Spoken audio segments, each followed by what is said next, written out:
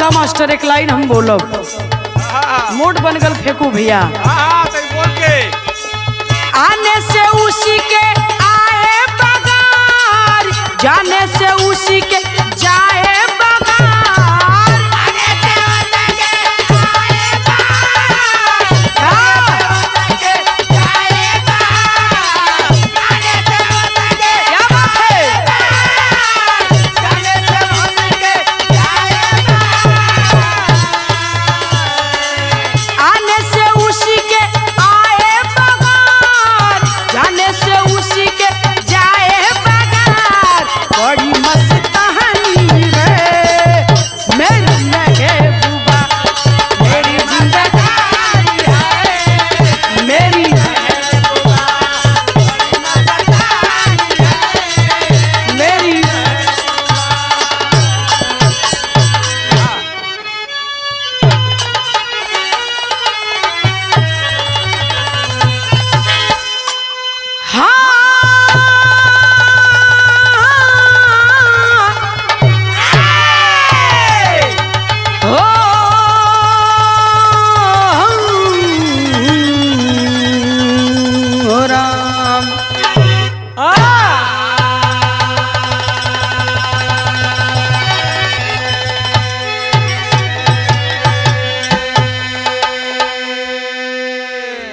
अच्छा बाबूजी, हम गायिका नीतू राज अपने सब भोजपुरी भैया लोगन के पांव छू के प्रणाम करत बानी। एक बिरहा अपने चैनल पर आप लोगन के बीच में भेजत बानी, जो ना चैनल के नाम बा नीतू राज इंटरटेनमेंट। बहुत कम समय में आप लोगों ने अच्छा खासा प्यार दिया है इस चैनल को, इसके लिए आप लोगों को दिल से मैं धन्यवाद देना चाहती हूँ। बहुत बहुत आप बधाई के पात्र हैं सपोर्ट करने के लिए, और प्लीज इसी तरह से आप लोग सपोर्ट करते रहेंगे, यही मैं आप लोगों से निवेदन करती हूँ। ये बिरहा जो ना आप लोगन के बीच में भेजे चला थीला, इस समय बड़ा चर्चित विषय बनल बा। शिवानी कुमारी, शिवानी कुमारी एक गरीब की लड़की, एक दलित की बेटी, मेहनत अथक परिश्रम के बाद आज कहां से कहां कितना बड़ा सफर कितने कम समय में इसने तय किया कि उस लड़की के विषय में मैं बताने जा रही हूं। क्या बात है। और जीरो से लेकर के जो जीरो से उठता है बाबूजी, जिसका सफर जीरो से शुरू होता है, जो मेहनत करके मुकाम को हासिल करता है, उसकी खुशी को जरा देखिए। और जो पालने में पैदा हुआ और पालने से ही फिर हवाई जहाज में उड़ने लगा, मैं उसकी बात नहीं करती हूँ। भूमिका में भाव है मास्टर, गौर करिए, कहानी बड़ी करुण है और शुरू से लेकर आखिरी तक निवेदन है कि जरूर सुनिए। जहां गलती हुई जरूर कमेंट करके आप लोग बताइए। हमके कहना है, हमारे समाज में जहां बेटियों को बोझ कहा जाता है, जहां बेटा पैदा होने पर खुशी मनाई जाती है, बेटी पैदा होने पर मातम छा जाता है, मैं ऐसे समाज की बात कर रही हूँ। बेटियां बोझ नहीं है, कवि जी ने भूमिका में लिख दिया। क्या लिखे हैं?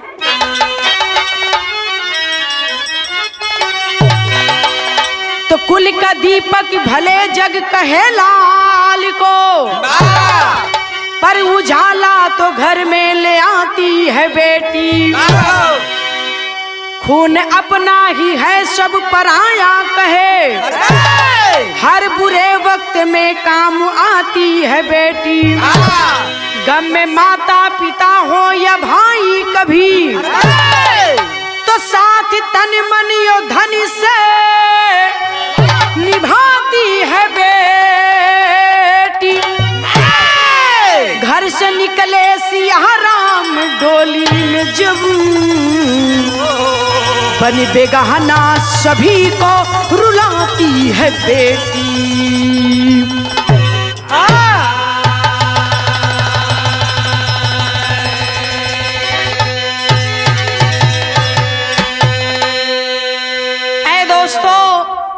कुल का दीपक भले लोग बेटे को कहें, बेटा कुल का दीपक है, कुल का गौरव है, कुल का चिराग है, लेकिन बेटियां कम नहीं है। बेटियों को कम में आंकना बंद कर दीजिए।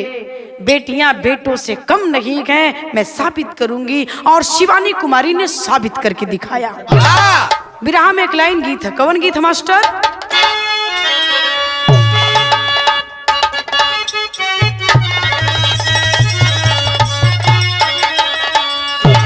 अरे उनसे मिली नजर की मेरे, अरे उनसे मिली नजर की मेरे होश उड़ गए।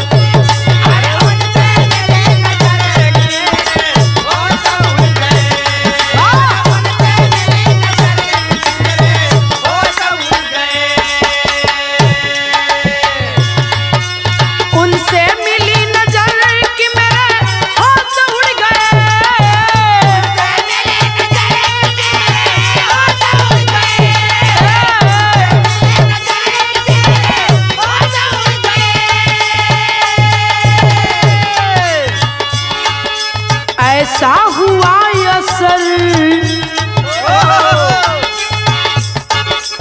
ऐसा हुआ असर कि मेरे होश उड़ गए। ऐसा हुआ असर कि मेरे होश उड़ गए। ऐसा हुआ असर कि मेरे होश उड़ गए। लेकिन बिरहा में ध्यान दिगन भाव बड़ा ऊंची बात कवि जी लिखलन। और ऐसी लाइन कवि जी की कलम कभी कभी लिखते हैं। क्या लिखे हैं मास्टर? अरे बिटिया से ही जहान है, प्रकाश भैया, अरे बिटिया से ही जहान है, बेटी महान है। अरे बिटिया से ही जहान है, बेटी महान है।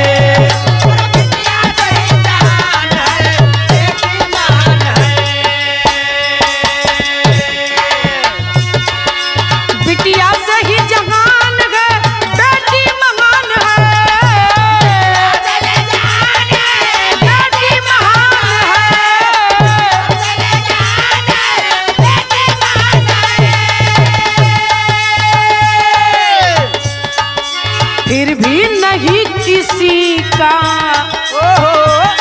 अरे फिर भी नहीं किसी का उन पर ध्यान, अरे फिर भी नहीं किसी का उन पर ध्यान है।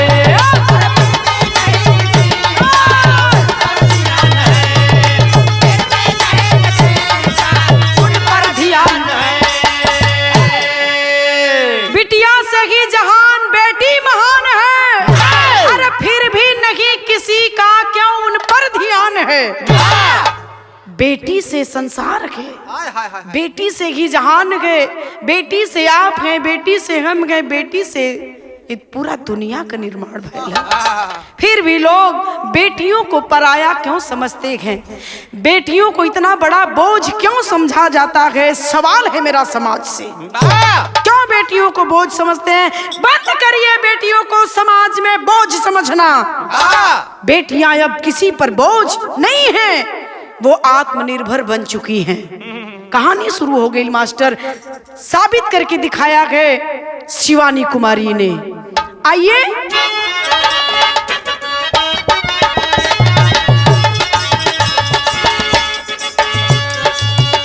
सुनिए, सुना रही हूँ ये तथ्य साथियों,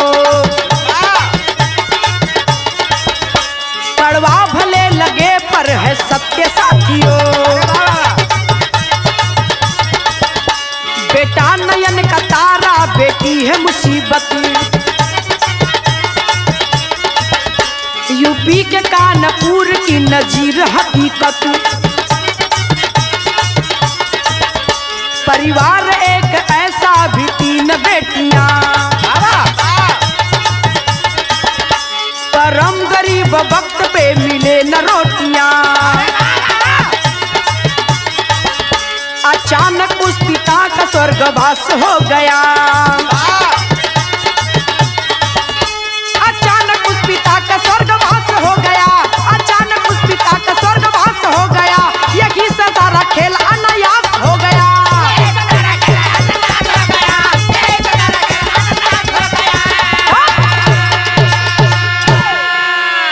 तो बात क्या समझ ले बोल जा, शिवानी कुमारी जो इस समय चर्चा का विषय बनी है, जो आज के डेट में बिग बॉस में पहुंच चुकी है।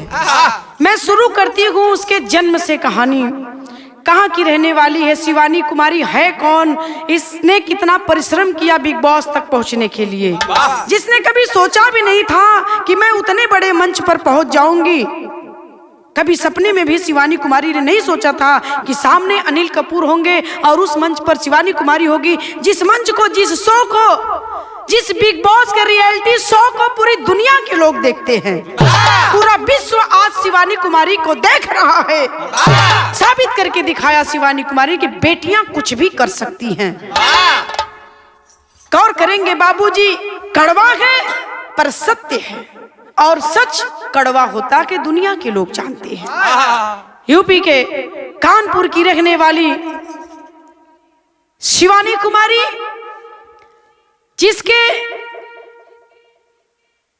जिसके माँ पिता बहुत गरीब थे, बहुत गरीब थे। शिवानी के माँ बाप, 3 बेटी उन्हें भगवान पहले ही दे चुके थे, सर पर हाथ पहुंच चुका था।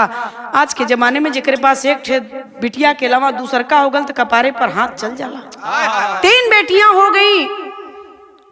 चौथे नंबर पर आस थी शिवानी के माँ बाप को कि बेटा पैदा होगा, लेकिन फिर मालिक बेटी दे देते हैं और बेटी के नाम पर शिवानी चौथे नंबर पर पैदा हुई अपने माँ के गर्भ से। सर पर हाथ बाप का चला गया दोनों की। अरे बाप रे बाप, हे भगवान, गरीबी की इतनी बड़ी परीक्षा, काहे भगवान गरीबन के इतना बड़ा परीक्षा लेला। चौथे नंबर पर फिर शिवानी पैदा हुई बेटी के रूप में। माँ भी खुश नहीं है, बाप भी खुश नहीं है, लेकिन अब करे तो क्या, बेटी पैदा हुई, 4 बेटियां हो गई। कुछ दिनों तक हालात चला, लेकिन कुछ दिनों के बाद 1 साल बीता होगा, शिवानी के पिता दुनिया छोड़ देते हैं। आप समझ सकते हैं बाबूजी कि जब जिस घर में 4 बेटियां हो और बाप गुजर जाए तो उस माँ के दिल पर क्या गुजरती होगी। इस बात को जरा अपने आप में आप दिल पर रख करके हाथ सोचिएगा।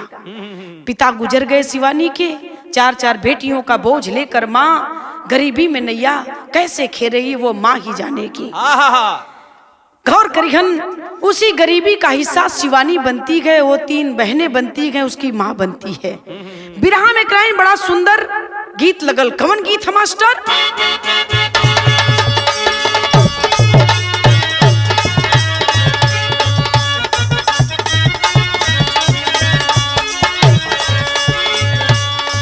उड़े जब जब जुल्फे तेरी, उड़े जब जब जुल्फे तेरी, कवारियों का दिल मचले, कवारियों का दिल मचले जिंद मेरी। जब जब जुल्फे तेरी, उड़े जब जब जुल्फे तेरी, कवारियों का दिल मचले, कवारियों का दिल मचले जिंद मेरी। लेकिन बिरहा में भाव हो, काली खल गईल। दुख भारी रे दुख भारी, दुख भारी रे दुख भारी, बेचारी दिन रात भटके, बेचारी दिन रात भटके, दुख भारी। दुख भारी रे दुख भारी, दुख भारी रे दुख भारी, बेचारी दिन रात भटके, बेचारी दिन रात भटके, दुख भारी।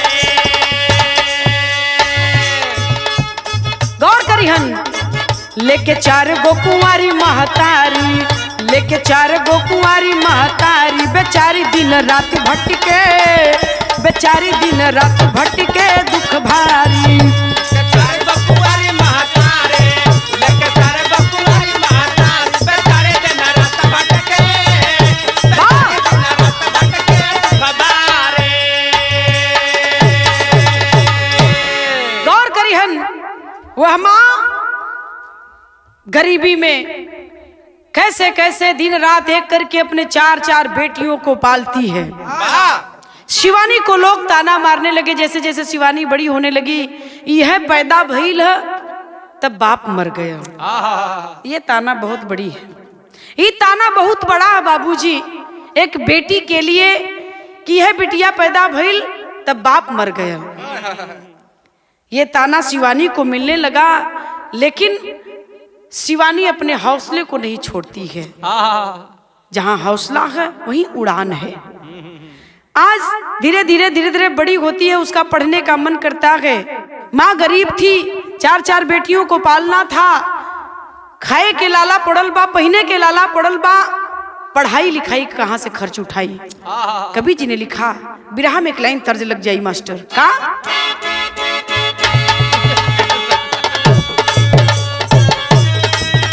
हाँ सही है।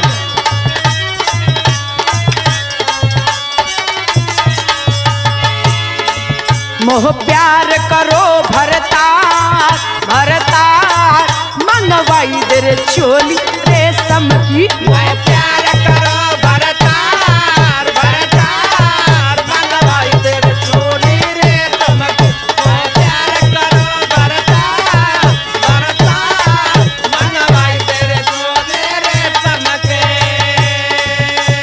लेकिन बिरहा में भाव हवा, बिटिया छोटकी होनहार होनहार, कलाकार गजब की काबिल थी। बिटिया चटके होनहार होनहार, कलाकार गजब की, काबिल थी। बिटिया चटके होनहार होनहार, कलाकार गजब के काबिल थे। रोज रील बनाए मोबाइल में, रोज रील बनाए मोबाइल पे, रोज रील बनाए मोबाइल पे। कई अलग अलग स्टाइल में, कई अलग अलग स्टाइल में, कई अलग अलग स्टाइल में। अपलोड करे बार बार, कलाकार गजब की काबिल थी। अपलोड करे बरबार बरबार, कलाकार गजब की, माहिर में। अपलोड करे बरबार बरबार, कलाकार गजब के माहिर में। देखिए लोग कहते हैं कि हुनर केहू का मोहताज ना होला। अरे वाह, धीरे धीरे शिवानी बड़ी होने लगी, जमाना एंड्रॉइड फोन का आया, गरीबी को झेली, परिस्थितियों को उसने देखा। जो गांव में जितना लड़की काम करेली, वो लड़किन के मेहनत के मुकाबले, बुरा मत मनिए, शहर की लड़की कुछ ना कहीं। गांव देहात की लड़कियां आज भी अपने आप को बहुत मेहनत करती हैं, अपने आप को घर में अच्छे से रखने के लिए, माँ बाप की नजर में अच्छा रहने के लिए बहुत मेहनत करना पड़ता है उनको। और बड़े मेहनत के बाद उन्हें 2 वक्त का रोटी मिलेले, पढ़े की किताब मिलला, तन पर कपड़ा मिलला। एक भी काम बेटियों से अगर छूट जाता है तो माँ डांट देती है कि दूसरे के घर जाना है, जिंदगी भर ताना सुनवैबू, सहूर ना सिखबू तो हम ताना मरियन तोरे ससुराल का लोग। एक बेटी होने के नाते इस बात को मैं आपको बता रही हूँ जो बीता है हम लोगों पर। आज शिवानी एंड्रॉइड मोबाइल लेती है, लेकिन कैसे लहलस, एक एक रुपया बनी मजदूरी, यहाँ वहाँ अपने जीवन का एक रुपया जोड़ करके शिवानी कैसे कैसे करके एक एंड्रॉइड मोबाइल लेती है। जमाना आ गया शॉर्ट रील का, सोचे लगल कि कैसे मोबाइल लेकर के शॉर्ट रील बनाना शुरू करती है। और रील बनाना शुरू करती है तो अपने जीवन की हर पल की बात अपने लोगों में बताने लगी। उसे पता नहीं था कि मैं इतनी फेमस हो जाऊंगी और मेरी इस अदायगी को लोग इतना पसंद करेंगे। कहना है का, यह गांव वालों को खलता था,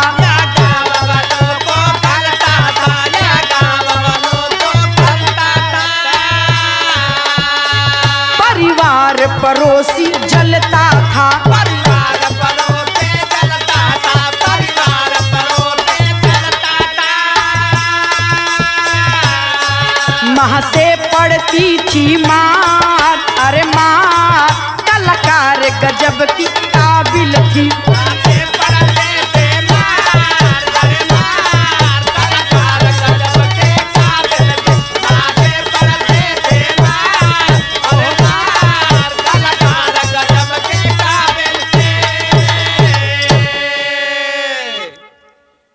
थोड़ा मोड़ा हल्का फुल्का कोनो गीत पर थोड़ा सा डांस वांस करके शिवानी अपलोड कर देती थी मोबाइल पर, रील के माध्यम से इंस्टाग्राम पर।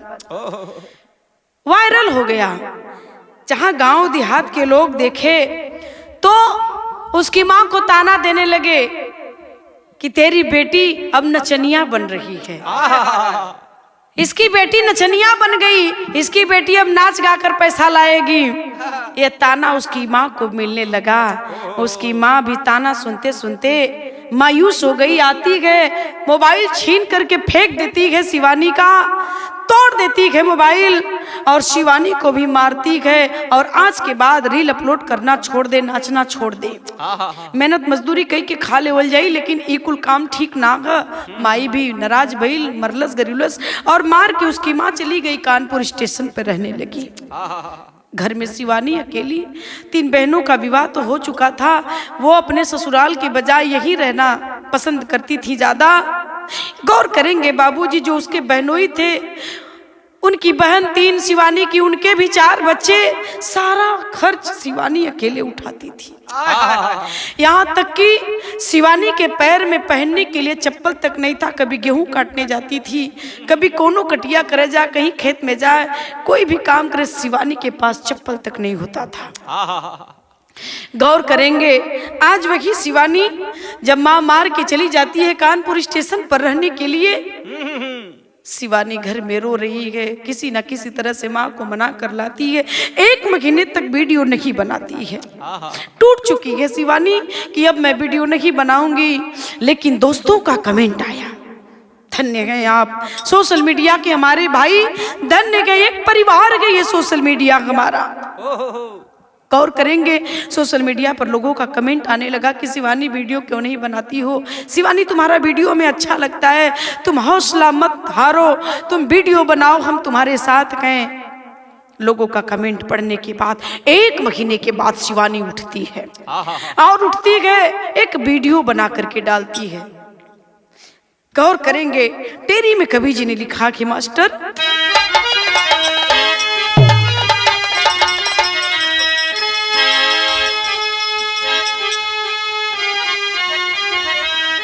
किस्मत ना ढेर दिन सोता है कभी, अरे भैया किस्मत ना ढेर दिन सोता है कभी, तो कर्म जय करे उसी का जय जयकार है, होता होता होता।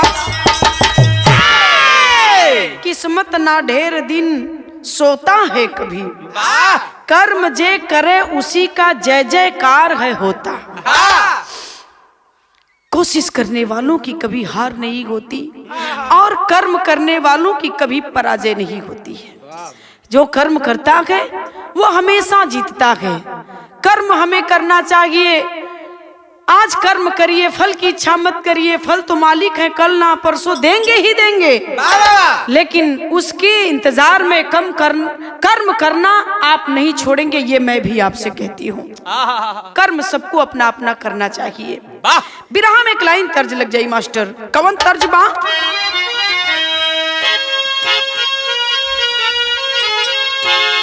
तर्ज है का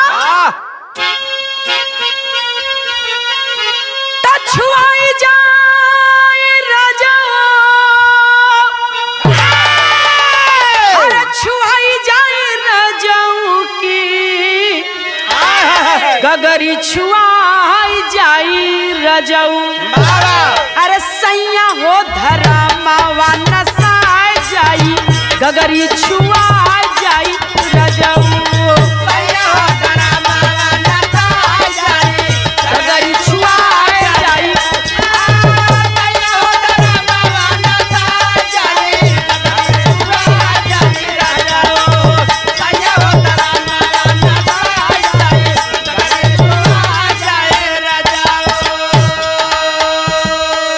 लेकिन गौर करेंगे बिरहा में कवि जी ने लिखा है, भाव है का लिखल गई मास्टर, तुम्हारी जाल मतिया, हमारी जाल मतिया के, गरीबी में मारी जाल मतिया, अरे खेला खेलवावे की समतिया की गरीबी में मार जाले मतिया गरीबी में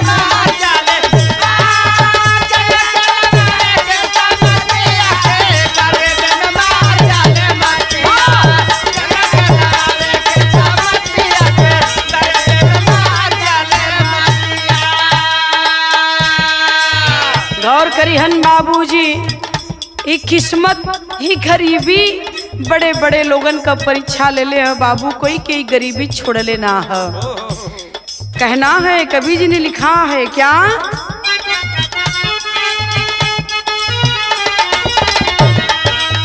बाजारे से लेके आवत रहनी चप्पल हो,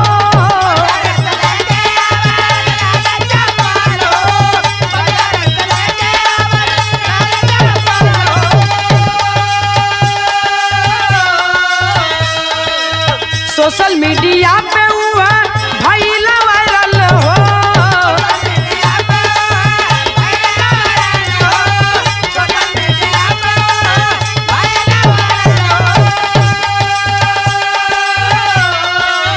बाजारे से लेके आवत रहली चप्पल हो, तो सोशल मीडिया पर हुआ अरे भइला वायरल हो की खेला खेलवावे किस्मतिया, अब वही रात बदलल हालतिया की खेला खेलवावे किस्मतिया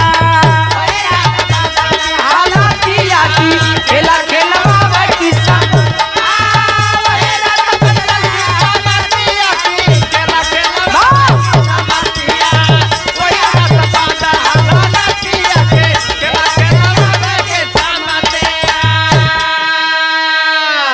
हाय फ्रेंड, जहां सोशल मीडिया पर अपने एक एक पल की खबर कभी रोती हुई, कभी हंसती हुई, कभी जागती हुई, कभी सोती हुई, कभी गेहूं काटते हुए, कभी कोई काम करते हुए हमेशा सोशल मीडिया पर जागरूक रहती थी।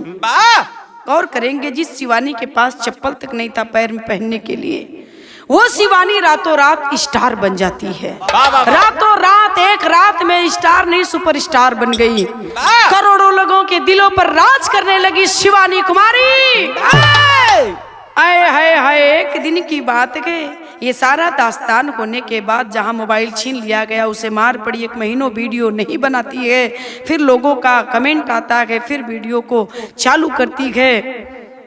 एक दिन की बात है, मार्केट जा रही है दोस्तों, हाय फ्रेंड मेरे पास चप्पल नहीं है पहनने के लिए, ये देखिए मैं फटी हुई चप्पल पहनी हूँ, मेरा चप्पल टूट गया, मैं मार्केट जा रही हूँ चप्पल लाने के लिए। लोगों को अपनी चप्पल को दिखाती हुई, टूटी हुई चप्पल को, जहाँ लोग शर्म करते हैं, आज वह शिवानी कुमारी अपने दोस्तों को अपना टूटा हुआ चप्पल दिखा रही है कि मेरे पास पहनने के लिए चप्पल नहीं है, मैं मार्केट जा रही हूँ।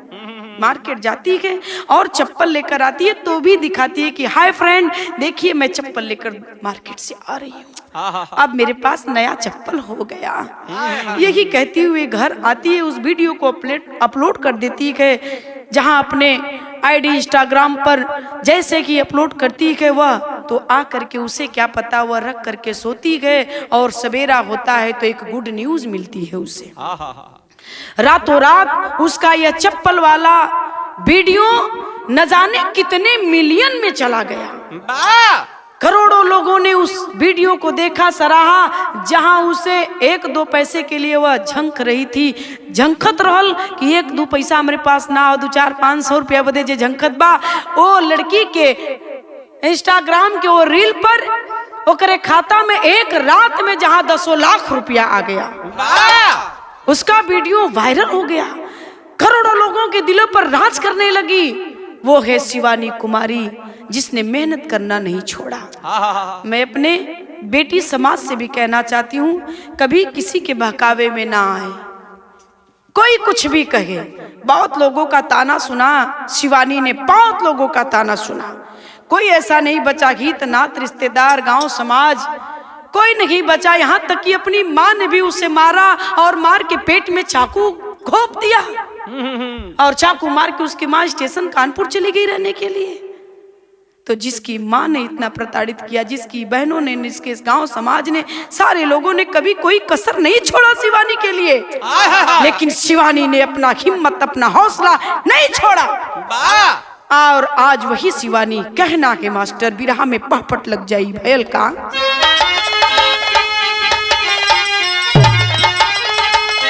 अरे हुआ सवेरा सोई अभी, अरे शिवानी अचरज भारी बा, सारी दुनिया गईल भवन के जानी अचरज भारी बा।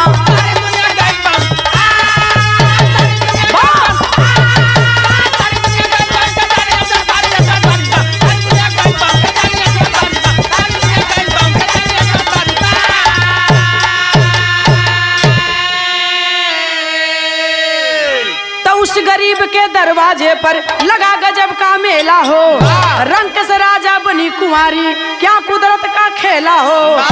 आवेली हस्ती अरे जानी मानी अचरज भारी बा, अब बिग बॉस तक पहुंचल बा कहानी अचरज भारी बा।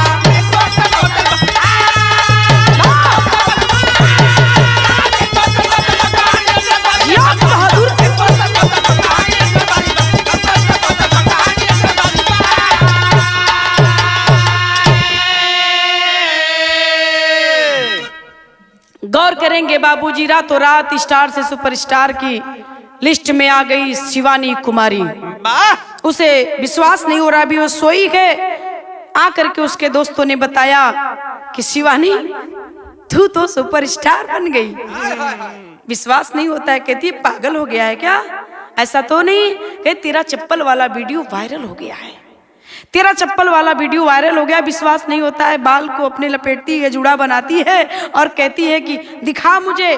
लिस्ट निकाल के लाता है, जैसा कि हमने देखा कि लिस्ट निकाल के लाता है और लिस्ट जब उसके हाथों में देता है, जब देखती है तो उसके पैर तले से जमीन खसक जाती है। कहती है कि अरे बाप रे बाप, ये कैसे हो गया?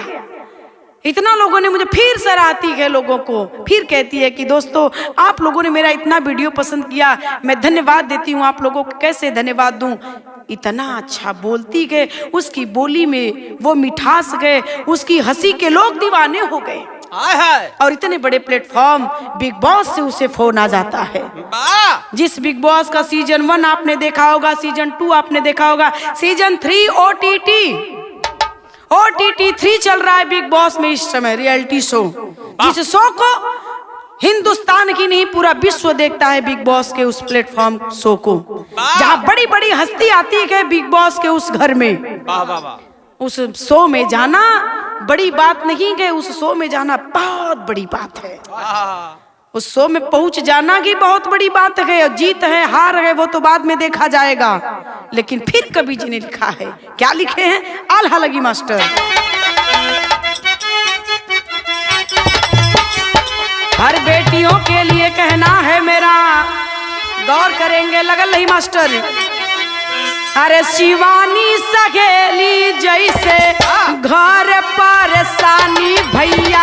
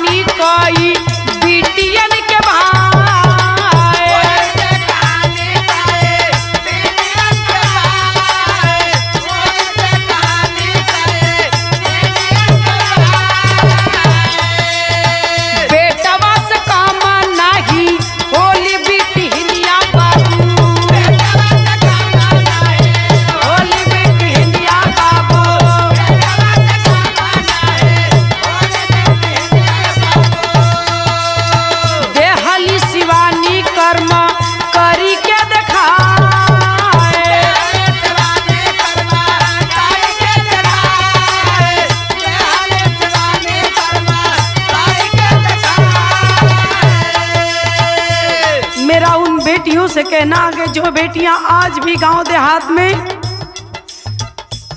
बहुत कुछ झेलती हैं दोस्तों,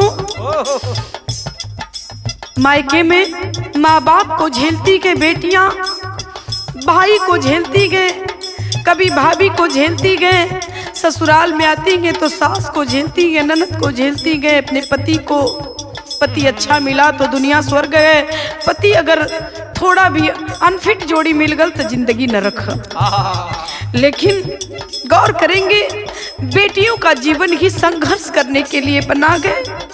हिम्मत नहीं हारना चाहिए किसी को। लेकिन वही में एक बात और कवि जी ने लिखा है, क्या लिखे गए, बेटा के आगे बेटी यनका ना कदरिया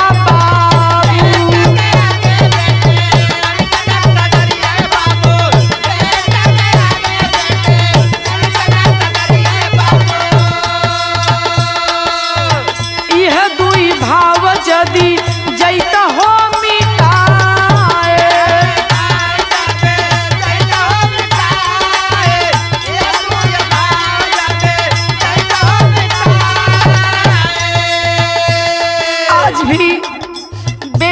आगे ज्यादातर तो समाज अब बदलाव की ओर जा चुका है दोस्तों। लेकिन अभी कुछ लोग ऐसे बेरहम बेदर्द बाकी हैं जो बेटी और बेटा में दो भाव करते गए। आज भी बेटियों की कदर कहीं ना कहीं कम है। इस चीज को जब तक खत्म नहीं करेंगे आप लोग, तब तक बेटियां कहीं सुरक्षित नहीं है। एक बात और कवि जी ने लिखा है, क्या, बेटी बेटा के लेखा पई है जब अदरवा बाबू,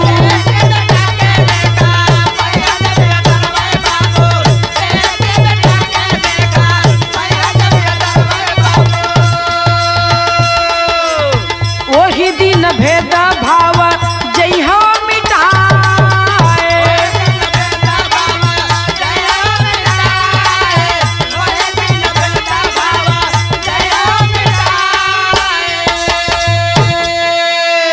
जब तक बेटी और बेटा में फर्क करना लोग नहीं छोड़ेंगे, तब तक बेटियां इसी तरह से मायूस रहेंगी। लेकिन जहां शिवानी जैसी बेटियां रहेंगी, वहां अपने मंजिल पर पहुंचकर दिखाएंगी दुनिया को कि बेटियां किसी बेटों से कम नहीं है। लेकिन मैं फिर कहना चाहती हूँ, बेटियों की कदर करिए, बेटों की कदर करिए। मैं नहीं कहती हूँ कि बेटों की कदर करना कम कर दीजिए, लेकिन जहाँ बेटों की कदर है वही बेटियों की भी कदर होनी चाहिए। क्योंकि जो ने माई के कोखिया में से बेटवा पैदा भैला, वही माई के कोखिया से बेटियों पैदा होली। फर्क यह है कि बेटा तोहरे घरे रही है और बेटी पराई धन है, दूसरे के घर चली जाएगी। फिर एक बात बताने जा रही हूँ, बुरा नहीं मानेंगे, बेटा एक घर सजाता है, बेटियां दो घर को सजाती है। एक है बेटा बेटी में अंतर। गौर करेंगे, आज वही शिवानी दुनिया को दिखा देती है कि बेटियां कम नहीं है। फिर कवि जी ने लिखा है, बिरहा में खड़ी लगी मास्टर का लिखल गई,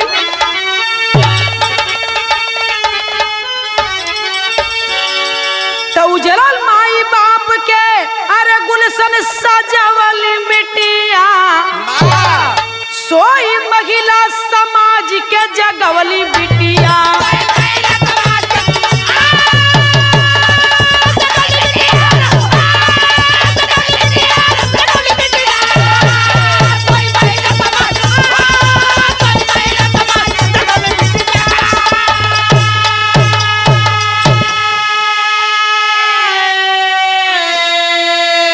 कभी सपने में भी नहीं सोचा था शिवानी ने कि मैं उतने बड़े रियलिटी शो में पहुंच जाऊंगी, बिग बॉस में, और अनिल कपूर जैसे महान स्टार, ऐसे बड़े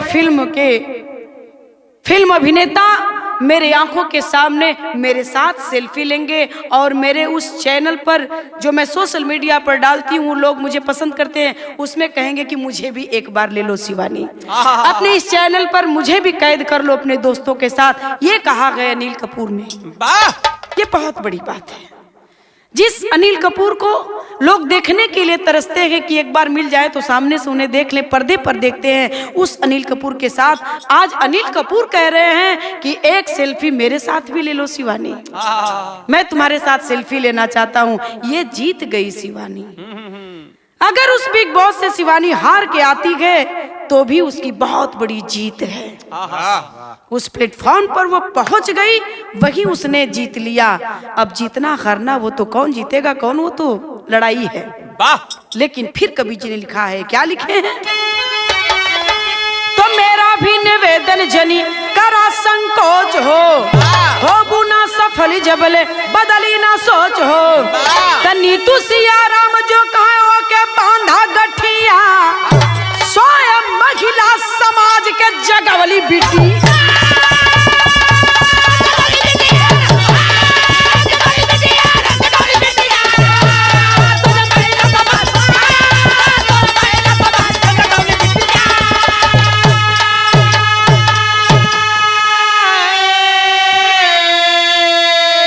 महिला समाज के लिए बहुत बड़ा संदेश दिया है उन बेटियों को। हो सकता है बिग बॉस में शिवानी हार भी जाए, लेकिन उसकी बहुत बड़ी जीत है उस प्लेटफॉर्म पे पहुंच जाना है, उस मंच पर पहुंच जाना की बहुत बड़ी उसकी जीत है, जहां अरबपति खरबपति के बेटे पहुंचे हैं, बेटियां पहुंची गए। वहां एक गरीब विश्व की मानी हस्तियां उस बिग बॉस के घर में गई हैं, और यहाँ एक बिन चप्पल वाली गरीब की बेटी, बिन बाप की बेटी पहुंची है शिवानी कुमारी। वो तो वैसे ही विजेता हो गई दोस्तों, नजीर बन चुकी है बेटी समाज के लिए, महिला समाज के लिए। जहां लोग डरते हैं अपनी बेटियों को कोई भी ऐसे काम में, ये मत करो, वो मत करो, ऐसा मत करो, वैसा मत करो, जहां टोकते हैं लोग, मैं उन माँ बाप से कहना चाहती हूँ, बंद करिए ये बेटियों को बांधना, कैद करना, बंदिश की बेड़ियों में बंद करिए बकवास, रचना दे दिए इतिहास। बेटियों का अपमान नहीं करेगी बर्दाश्त नीतूराज। बंद कर दीजिए आप लोग बेटियों का अपमान करना। जहां बेटों का सम्मान है वहां बराबर का दर्जा बेटियों को भी आप दीजिए, ये मैं आप लोगों से निवेदन करना चाहती हूँ। और इस गीत को यही समाप्त करती हूँ। नजीर बन चुकी है ये शिवानी कुमारी अपने बेटी समाज के लिए। सीखिए आप लोग इस बिटिया शिवानी कुमारी से, कहानी यही खत्म करते हैं। आइए। गुरु बिहारी गुरु रमन बेटी से खुशी चमन में, श्यामा सीताराम भरत जी विश्वनाथ धड़कन में, किस्मत ना ढेर दिन सोता है कभी, अरे नीतू सिया राम पर प्यार लुटा में श्रोता, किस्मत ना ढेर दिन सोता है